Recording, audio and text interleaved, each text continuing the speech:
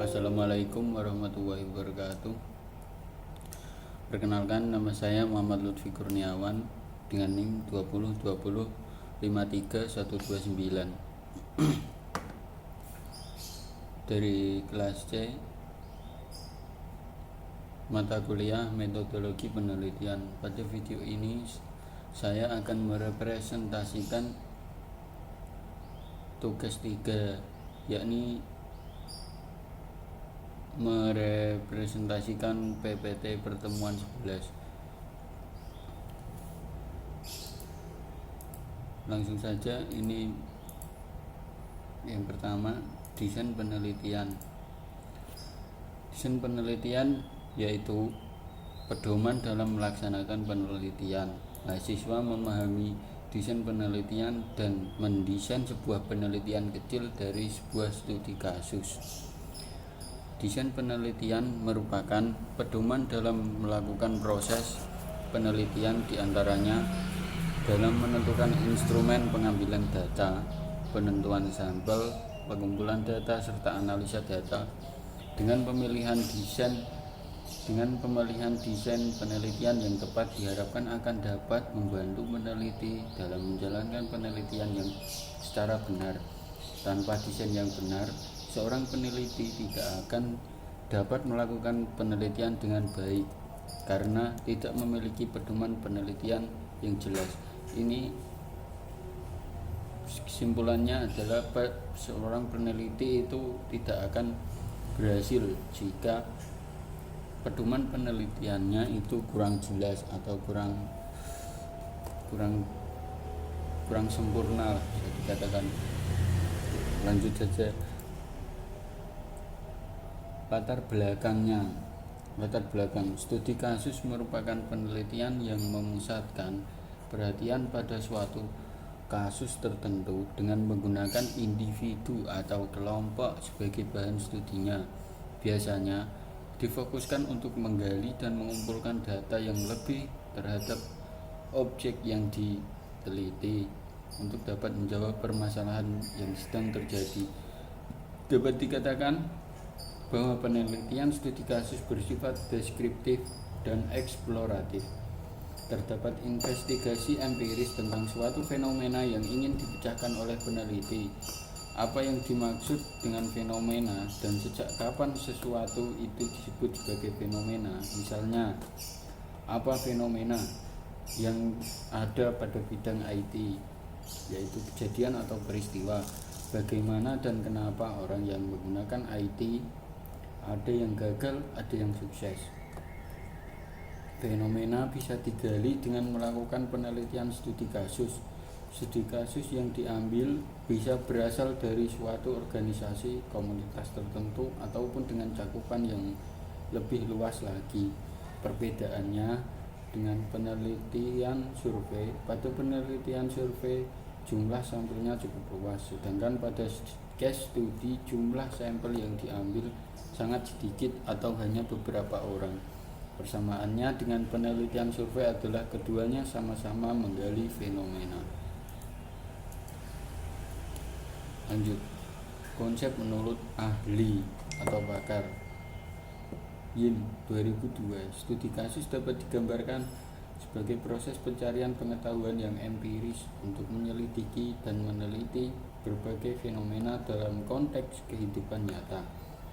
Yang kedua, menurut Pollitt dan Hangler pada tahun 1992, studi kasus berfokus pada penentuan dinamika mengenai pernyataan lebih lanjut, mengapa seseorang berpikir, melakukan sesuatu, dan bahkan mengembangkan diri.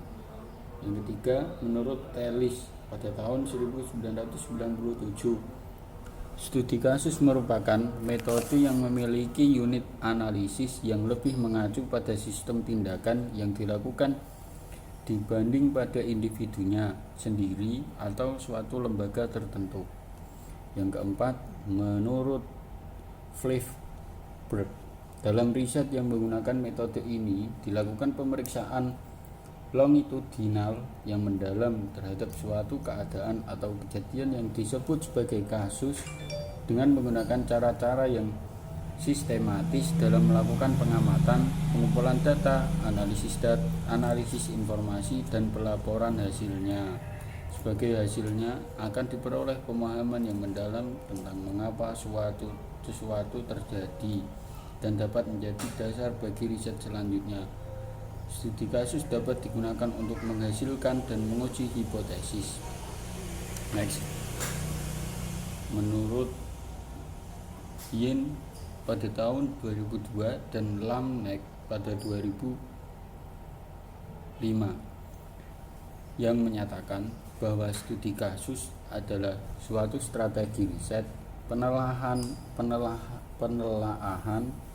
empiris yang menyelidiki suatu gejala dalam latar kehidupan nyata. Strategi ini dapat menyertakan bukti kualitatif yang bersandar pada berbagai sumber dan perkembangan sebelumnya dari proposisi teoretis. Studi kasus dapat menggunakan bukti baik yang bersifat kuantitatif maupun kualitatif. Penelitian dengan subjek tunggal memberikan kerangka kerja statistik untuk membuat inferensi dari data studi kasus kuantitatif. Lanjut. Tujuan penelitian studi kasus. Tujuan studi kasus secara umum bisa dirinci sebagai berikut. 1. Peneliti menggunakan metode untuk memahami atau menyesuaikan permasalahan yang diteliti. Efektif untuk menunjukkan hubungan responden dengan peneliti. Memungkinkan para pembaca untuk menemukan hasil yang berkaitan dengan konsistensi gaya, faktual, dan internal, yaitu berupa kepercayaan pada hasil penelitian tersebut. Tujuan studi kasus secara spesifik bisa dijabarkan sebagai berikut. Pada bidang psikologi dapat mengungkap atau mendapat informasi pada suatu perilaku, sikap, respon, pemikiran kognitif, dan sebagainya. Pada bidang sosiologi dapat mengkaji secara mendalam mengenai interaksi antar komunitas, organisasi, masyarakat, dan sebagainya. Pada bidang eksperimen dapat menemukan suatu teori atau menghasilkan teori baru. Jenis-jenis penelitian studi kasus. Studi kasus eksplanatori. Studi kasus eksplanatori merupakan studi yang cocok digunakan untuk penelitian dengan jenis maksudnya. Studi kasus kasual. Penelitian studi kasus eksplanatori bertujuan untuk memaparkan atau menjelaskan suatu hubungan antara dua variabel atau lebih. Selain itu, tujuan eksplanatori yaitu untuk menunjukkan data-data dan deskripsi mengenai investigasi kasual. Contohnya, studi mengenai politik, ekonomi, dan sebagainya. Yang kedua, contoh studi kasus contoh-contoh studi kasus yaitu studi kasus eksploratory. Studi kasus eksploratory merupakan studi kasus yang dilakukan sebelum adanya pertanyaan penelitian dan hipotesis yang dibuat oleh peneliti. Studi kasus ini bisa disebut dengan studi awalan atau pendahuluan pada penelitian. Maka dari itu, peneliti diharuskan untuk melakukan penelitian dengan runtut dan sistematis sesuai dengan rancangan penelitian. Contohnya adalah mengenai sensus penduduk. Next. Jenis-jenis penelitian studi kasus. Ya, yang pertama studi kasus kemasyarakatan. Studi kasus kemasyarakatan ini merupakan studi yang dilakukan oleh peneliti untuk mengkaji atau menganalisis suatu permasalahan sosial yang terjadi atau berkaitan dengan masyarakat secara umum. Kasus-kasus yang diteliti mengenai studi kasus kemasyarakatan contohnya berupa perilaku menyimpang, pemberdayaan masyarakat, organisasi masyarakat, kehidupan sosial, perubahan sosial masyarakat, dan sebagainya. Yang keenam, studi kasus sejarah dalam hidup. Studi kasus sejarah hidup. Studi kasus sejarah hidup merupakan suatu studi yang disebut dengan studi kasus biografi. Pada penelitian ini berfokus pada biografi seseorang yang berjasa atau memberikan kontribusi pada negara sebagai pahlawan dan sebagainya. Contohnya studi kasus mengenai tokoh presiden, pahlawan, dan lain-lain. Lanjut.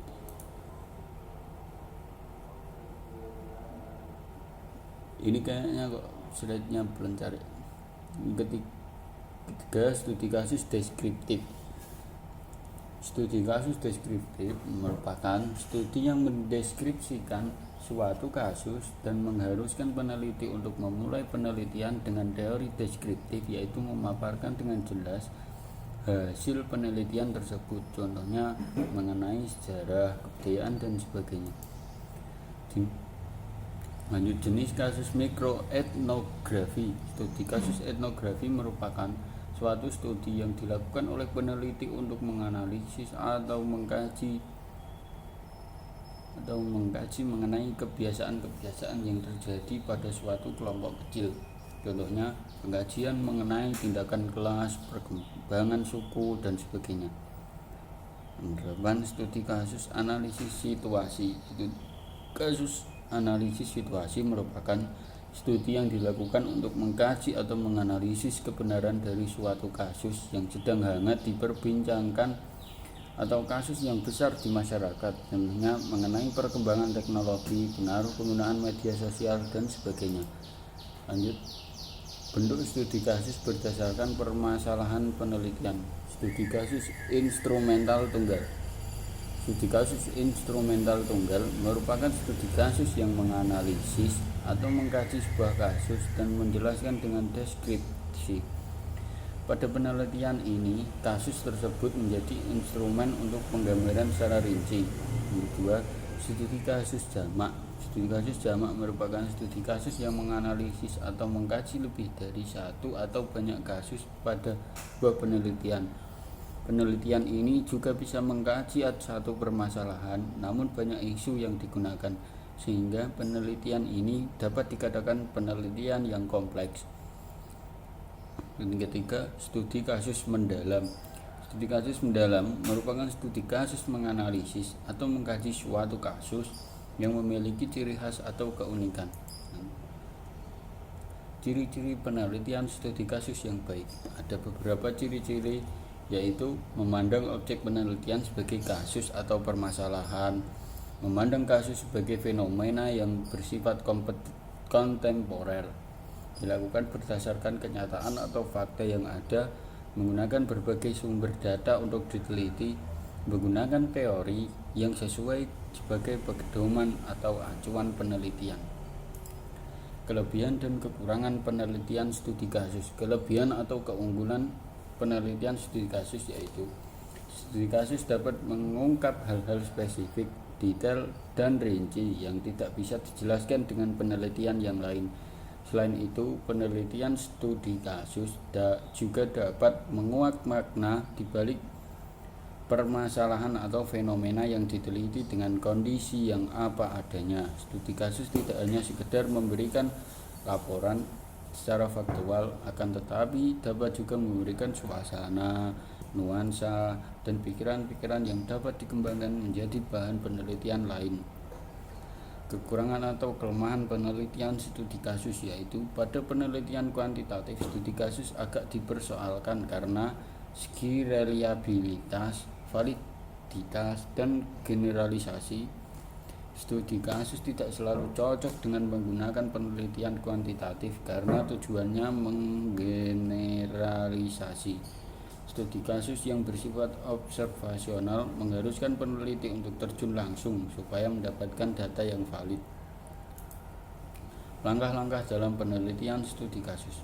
Yang pertama, pemilihan kasus haruslah berdasarkan alasan yang matang sehingga penelitian tersebut berjalan dengan proses-proses penelitian sesuai prosedur dan dapat mencapai tujuan penelitian. Kasus tersebut harus disesuaikan bidang-bidang yang disesuaikan dengan tujuan penelitian. Selain itu, kasus yang dijadikan permasalahan tersebut haruslah masuk akal dan ada latar belakang yang jelas. 2. Pengumpulan data disesuaikan dengan penelitian.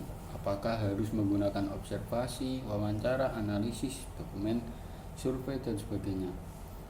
Yang ketiga, analisis data dilakukan setelah mendapatkan data-data berdasarkan pada teknik-teknik pengumpulan data yang sesuai. Setelah data-data tersebut dikumpulkan, maka peneliti menganalisis, mengorganisasi, dan mengklasifikasi temuan-temuan tersebut.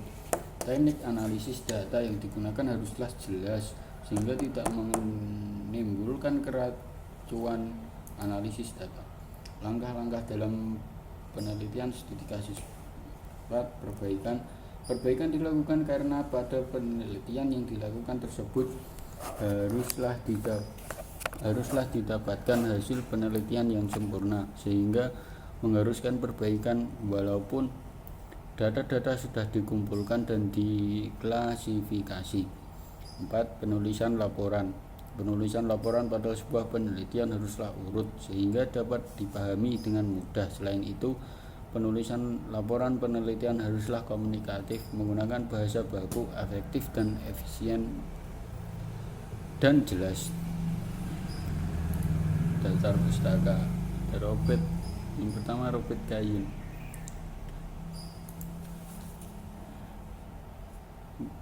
Untuk penjelasannya apabila ada kesalahan kata mohon dimaafkan. Assalamualaikum warahmatullahi wabarakatuh.